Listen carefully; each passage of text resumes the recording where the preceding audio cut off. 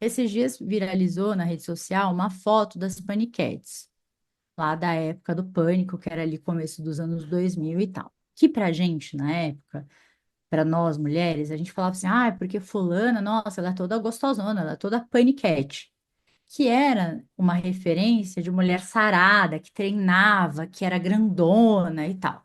Se você olhar hoje para as paniquetes, perto do que a gente vê de mulheres saradas hoje, meu filho, a paniquete é uma menina normal que treina hoje, assim, porque o padrão de treino do que é uma mulher que treina muito e tal, assim, mudou muito, muito, muito, assim, né? Sei lá, na minha cabeça, assim, as paniquetes era tipo a Graciane Barbosa, sabe? Não é mais, assim, elas não eram isso. Elas eram mulheres que treinavam um pouco mais, assim, sabe? Sei lá, tinham coxa grossa.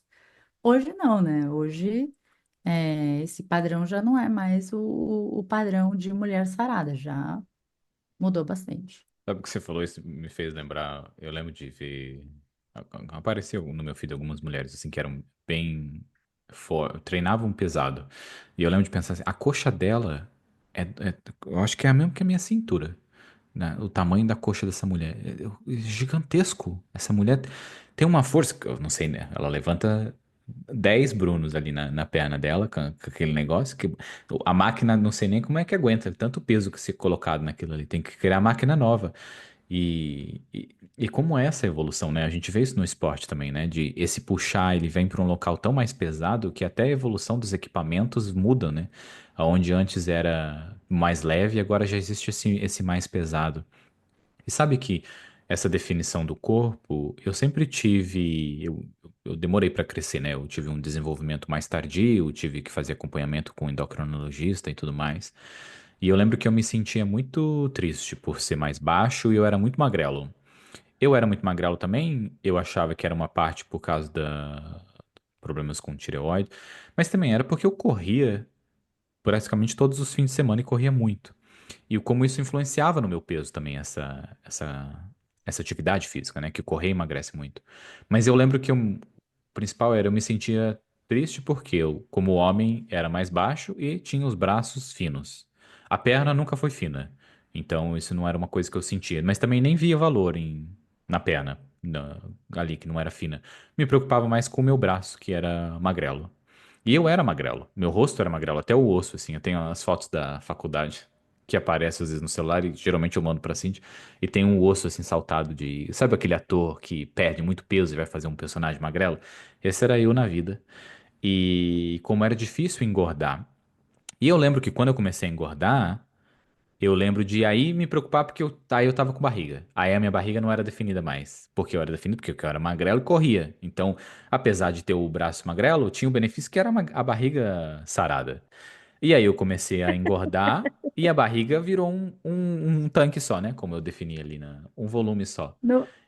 Nunca tá bom.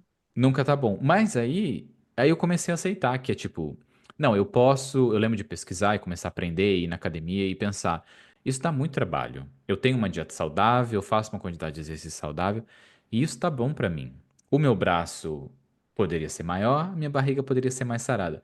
Como eu poderia ser mais alto, poderia ser mais rico, poderia insira aqui qualquer outra coisa que a gente vê em qualquer lugar e acha que precisa para a nossa vida e não precisa nada, porque o que a gente precisa é não vou dizer aqui o que a gente precisa, porque o tema não é sobre isso. Mas esse não aceitar do nosso corpo é uma parte psicológica também, né? Dessa busca por o inalcançável, dessa olhar pela grama, ao invés trocar a frase, né? Ao invés da grama do vizinho é mais verde, a barriga tanquinho do vizinho é mais tanquinho que a sua, para fazer match a esse tema. Desse nunca estar satisfeito, sempre buscar por algo.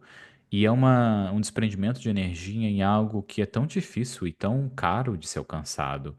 Caro psicologicamente, caro emocionalmente. Queria que a gente pensasse em duas perguntas em relação a isso, que é, o que que acontece quando eu acredito que o meu corpo não é bom o suficiente? Então, o quanto que eu gasto de energia, dinheiro, esforço mental, exaustão emocional e tal.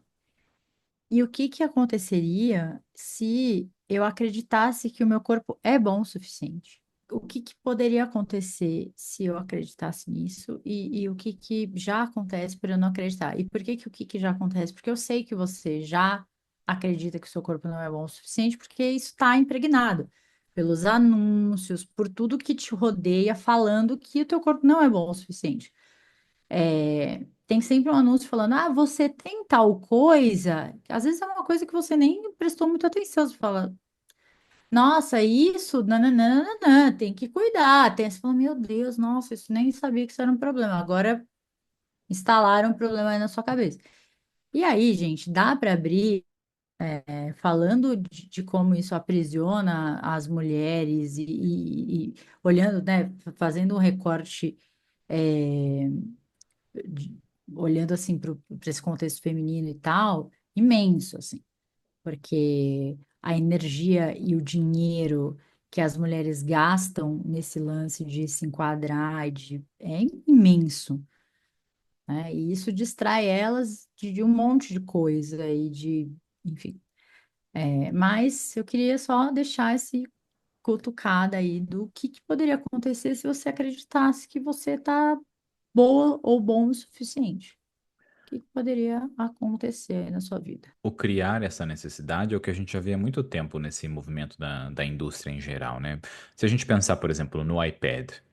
O iPad é a Apple criando uma necessidade e uma solução para algo que não precisa de solução. A gente não precisa de um iPad. A gente tem um celular e a gente tem um computador. O iPad é uma necessidade que não existe, ela foi introduzida na gente e ao mesmo tempo que introduzida, ó, temos aqui uma solução para essa necessidade que a gente mesmo criou. E quando a gente olha para se pensar para carro, é muito isso, né? Para que o carro serve? Para enfiar, em média, 5 pessoas dentro daquele veículo com segurança e transportar entre o ponto A ao ponto B. É para isso que serve um carro.